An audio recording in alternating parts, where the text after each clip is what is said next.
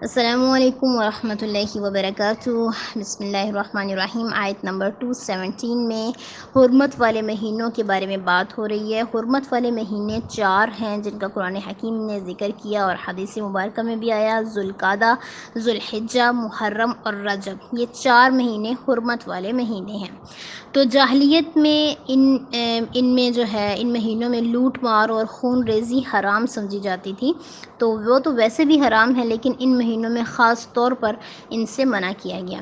تو کچھ واقعہ یوں ہوا کہ 2 ہجری میں نبی صلی اللہ علیہ وسلم نے عبداللہ بن حجش رضی اللہ عنہ کی سربراہی میں فوج کا ایک دستہ جہاد کے لیے روانہ کیا، تو انہوں نے کافروں کے ایک قافلے پر حملہ کر دیا، جس سے ان کا ایک آدمی بھی مارا گیا اور بعض کو مال سمیت گرفتار کر کے مدینہ بھی لے آئے۔ تو یہ واقعہ رجب 2 ہجری میں پیش آیا تھا۔ تو کفار نے مسلمانوں کو طعنہ دیا کہ تم نے رجب میں جنگ کر کے اس حرمت کو توڑ دیا جس کا تمہیں حکم دیا گیا ہے۔ تو اس پر یہ آیت نازل ہوئی کہ ماہ حرام میں جنگ کرنا اگرچہ واقعی ہی بہت بڑا گناہ ہے، مگر تم تو اس سے بھی بڑے گناہوں کا ارتکاب کرتے ہو۔ کفار کو منہ توڑ جواب اللہ تعالیٰ نے دیا کہ تم جو اللہ کے راستے یعنی اسلام سے لوگوں کو روکتے ہو، خود تو اسلام قبول کرنا نہیں لیکن دوسروں کو بھی روکتے ہو، طرح طرح کی تکالیف دیتے ہو، اللہ کے ساتھ کفر کرتے ہو۔ مسجد حرام میں جب وہ عمرے کے لیے آئے تو تم نے ان کو وہاں سے مسجد سے روک دیا۔ مسجد حرام یعنی حرم مکہ میں رہنے والے صحابہ اور رسول اللہ صلی اللہ علیہ وسلم کو وہاں سے نکال دیا تھا۔ اس کے علاوہ فتنہ یعنی کفر و شرک پر مسلمانوں کو مجبور کرتے ہو کہ تم لوگ مرتد ہو جاؤ، اپنے دین سے پھر جاؤ، یہ دین چھوڑ دو، تو ہمارے باپ دادا کے دین پر آ جاؤ۔ تو اللہ تعالیٰ فرماتے ہیں کہ یہ سب کچھ جو تم لوگ کرتے ہو یہ ان کے کیے سے بڑا گناہ ہے، بڑا جرم ہے۔ تو اگر مسلمانوں نے تلوار اٹھائی ہے تو قابل مواخذہ نہیں ہے، یعنی مسلمانوں کی تائید کی اللہ تعالیٰ نے، وکالت کی اور کفار کو یہاں پہ ذلیل کیا کہ تم لوگوں کا گناہ مسلمانوں کے گناہ کی نسبت زیادہ بڑا ہے۔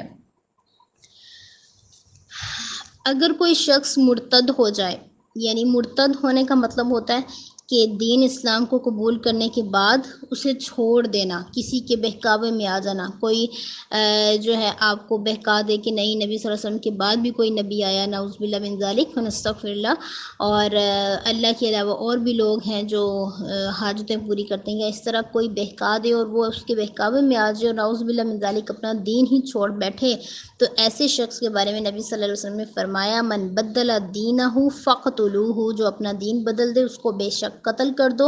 اور حبطت اعمالہم فی الدنیا، اللہ تعالیٰ نے فرمایا کہ اس کے پچھلے سارے اعمال جو اسلام لانے کی صورت میں اس نے کیے، نمازیں پڑھی، سجدے کیے، صدقات خیرات کیے، وہ سب کے سب ضائع ہو جاتے ہیں۔ اگر وہ مرتد ہونے کے بعد دوبارہ سے اسے توفیق مل جائے، سچے دل سے توبہ کر لے، اسلام قبول کر لے، تو پھر ایسی صورت میں اس کے اعمال ضائع نہیں ہوتے، بلکہ وہ اعمال جو اس نے کیے ہوتے ہیں ان کا اجر بڑھا دیا جاتا ہے۔ اللہ تعالی ہم سب کو دین سلیم، دین فطرت، اسلام پہ موت دے۔ اللہ ہم سب کو اس پیارے مصطفیٰ صلی اللہ علیہ وسلم کے پیارے دین پہ موت دے اور اس پہ استقامت نصیب فرمائے۔ اچھا جی، اس کے بعد آیت نمبر 219 میں الخمر یعنی شراب کی تھوڑی سی تفسیر آپ کو بتاتی چلوں۔ شراب جو ہے وہ حرام کر دی گئی، ہر نشہ آور چیز جو ہے اس میں چاہے شراب بھی شامل کی نہ ہو یا نشہ ہو وہ حرام ہے۔ بعض لوگوں نے صرف انگور کی شراب کو خمر قرار دیا اور باقی سب کے دوسرے نام رکھ کر انہیں حلال کر لیا، تو یہ غلط ہے۔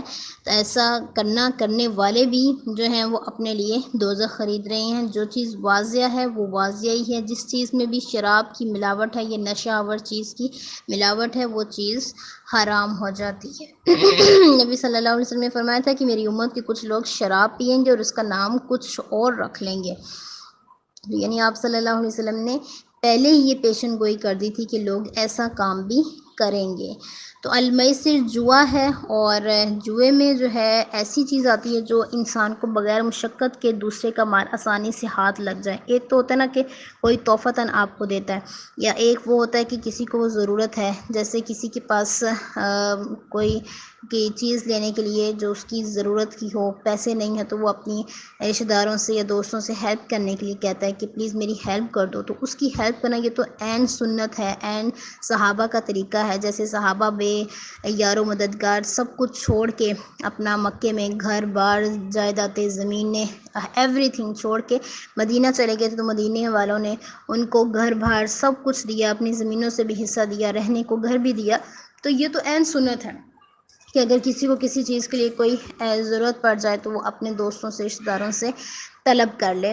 تو یہ سنت کے مطابق ہے توفتاً جو مل جائے. لیکن اگر کوئی کھیل میں بغیر مشقت کے دوسرے کا مال ہتھیا لے، جو وہ اپنی مرضی سے دینا نہ چاہتا ہو بلکہ ہتھیایا گیا ہو، تو یہ جوا ہے. آج کل جو لاٹری ہے، بیمہ کروانا ہے، اس کے علاوہ پھانسے ہیں، یہ جو پرائز بانڈز وغیرہ ہیں، یہ ساری کی ساری صورتیں جو ہیں یہ جوئے کی ہیں. حتیٰ کہ وہ جو لوگ تاش کے ساتھ کھیلتے ہیں یا اخروٹوں کے ساتھ شرط لگا کے کھیلا جاتا ہے، وہ بھی جوا ہے، اور یہ سب کے سب حرام کام ہے. اللہ تعالیٰ فرماتا ہے شراب اور جوئے کے کچھ فائدے ہیں، یعنی اس سے تمہیں وقتی طور پر نفع تو حاصل ہو جاتا ہے، لیکن ان کا گناہ ان کے فائدے سے زیادہ بڑا ہے. اور جب تم نے فائدہ یا نقصان نہیں دیکھنا بلکہ یہ دیکھنا ہے کہ تمہیں اس سے منع کیا گیا تو منع ہو جاؤ. اور کل الافوا کا معنی جو ہے وہ صاحب قاموس جو ہیں، یہ جو ڈکشنری بنانے والے ہیں عربی کی، انہوں نے لکھا خیار الشیء و اجودہ، یعنی کسی چیز کا بہترین اور عمدہ ترین حصہ. لیکن بعض علماء نے اس کی تفسیر میں لکھا ہوا ہے کہ زائد چیز، یعنی جو انسان اپنی ضروریات اپنے گھر والوں، ماں باپ، بیوی بچوں پر خرچ کرنے کے بعد جو اس کے پاس مال بچ جائے، ایسا مال جو اس کو محتاج بھی نہ کرے، تو وہ جو ہے زائد ضروریات والا مال، وہ اس کا مطلب الافوا ہے. تو یہ دو طرح کے مفہوم جو ہیں یہ قاموس میں آئے ہیں، اور ان میں سے علماء نے جو ہے دونوں مفہوموں کی تائید کی ہے، یعنی دونوں کو ہی درست کہا ہے.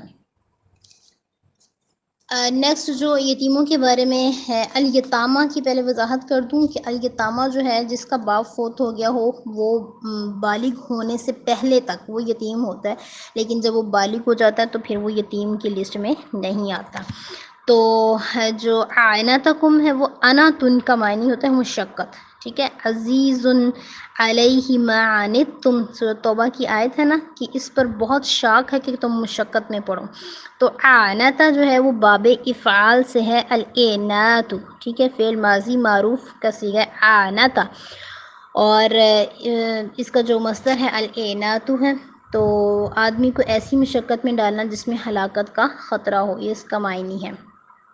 تو وَإِن تُخَالِطُوهُم میں ابن عباس رضی اللہ عنہما نے فرمایا کہ جب یہ آیت اتری وَلَا تَقْرَبُوا مَالَ الْيَتِيمِ إِلَّا بِالَّتِي هِيَ أَحْسَنُ، کہ یتیم کے مال کے قریب نہ جاؤ مگر اس طریقے سے کہ جو سب سے اچھا ہے. تو لوگوں نے یتیموں کے جو اموال تھے الگ کر دیے، تو پھر ایسا ہونے لگا کہ ان کا مال، کیونکہ وہ تو نہ سمجھ تھے، انہیں کون سا سنبھالنا آتا تھا مال، تو ان کا مال خراب ہونے لگا. اگر ان کے حصے کوئی گوشت آتا تو وہ بدبودار ہو جاتا، انہیں سنبھالنا ہی نہ آتا، کھانا خراب ہو جاتا. تو جب آپ صلی اللہ علیہ وسلم سے یہ بات ذکر کی گئی تو آپ صلی اللہ علیہ وسلم نے فرمایا کہ احسن طریقے سے، یعنی ایسے نہ کرو کہ اگر بالکل ہی اپنے مال میں خرچ مت کر لو، اگر جو غنی ہو تو وہ بہت بچے، اور جو محتاج ہو تو وہ جانے پہچانے طریقے سے تھوڑا بہت کھا بھی لے، تو اس میں کوئی حرج نہیں ہے.